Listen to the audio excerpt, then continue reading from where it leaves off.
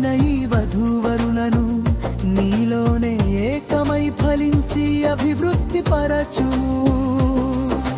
భార్య దొరుకుట మేలు దొరుకుటాయే అని నీ పరిశుద్ధ వాక్యము సెలవిచ్చు రీతిగా ముత్యము కంటే అమూల్యమైన సద్గుణవతిని ఈ గృహమునకు ఆభరణముగా ఇచ్చితివి.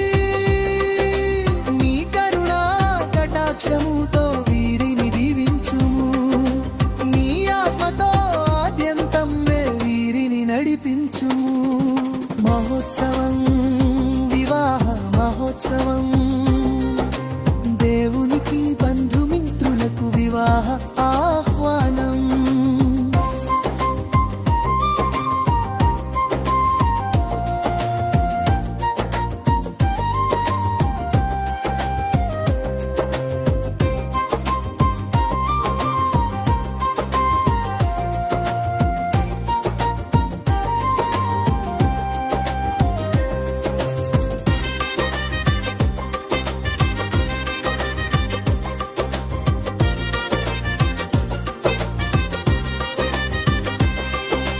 తల్లిదండ్రులను విడిచి భార్యను హత్తుకొని ఏక శరీరముగా జీవించును పురుషుడని క్రీస్తు తన సంఘమును ప్రేమించిన రీతిగా భర్త తన భార్యను ప్రేమించవలెనని చెప్పెను.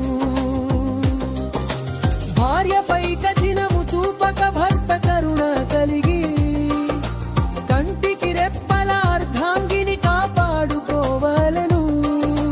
ప్రభువుకు లోబడినట్టు తన ప్రియ భర్తకు లోబడి ఉండి గృహమును కట్టును నారీ. ప్రేమానురాగాలతో దంపత్య జీవితాన్ని కట్టుకొని చిరకాలము వర్ధిల్ల చేయుము. మహోత్సవం, వివాహ మహోత్సవం, దేవునికి బంధుమిత్రులకు వివాహ ఆహ్వానం.